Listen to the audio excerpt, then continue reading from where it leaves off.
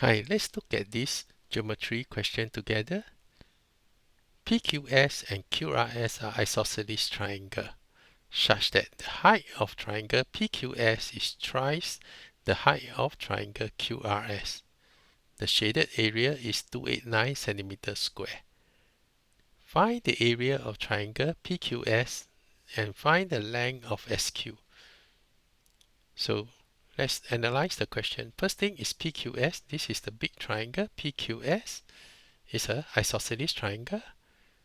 Okay, QRS with this small triangle here is also isosceles triangle.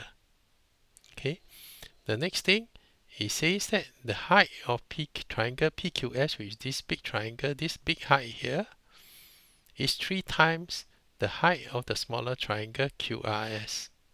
So if this is 3 unit, the total height, this must be 1 unit. Okay, and they give you the shaded area is 289. Okay, so they ask you to find the area of the triangle PQS. That means it's this whole big triangle. Okay, so how do you find it? Okay, so let's look at the solution together. Okay, okay. To make it easier for your kids to see, I just rotate the whole diagram. I rotate it easier. Okay, first we know that the height of triangle PQS is 3 times the height of QRS. So which means that if this here to here is 3 unit, QRS, the height here is 1 unit, which means that here has to be 2 unit. Okay, so this part to this part is 2 unit. Next thing, you realize that, okay, if we take this triangle, the shaded triangle, and we call it area A, and we take this triangle here, without the bottom, okay, just this triangle here, we call it area B. You realize that area A and area B has the same height. The only difference is that the ratio of the base is different. This is 1 unit, this is 2 unit. So which means that the area of area A is actually twice the area of area B, because this is 1 unit, this is 2 unit, and their height is the same. Okay, so we can say that if area A is equal to 289, area B will be half of 289 centimeters square. Okay, if you cannot follow this, I have a video of about triangle. You can go and look at that video. Okay, so I write the reason here. It's the same height. The base area of area A is twice the base of area B. Okay, so now the first part is how do we find the total area here? So the total area here is quite straightforward. Is if you notice, because they are isosceles triangle, so area A is also equal to this part, and area B is also equal to this part, which means that the total triangle is 2 times area A and 2 times of area B add together.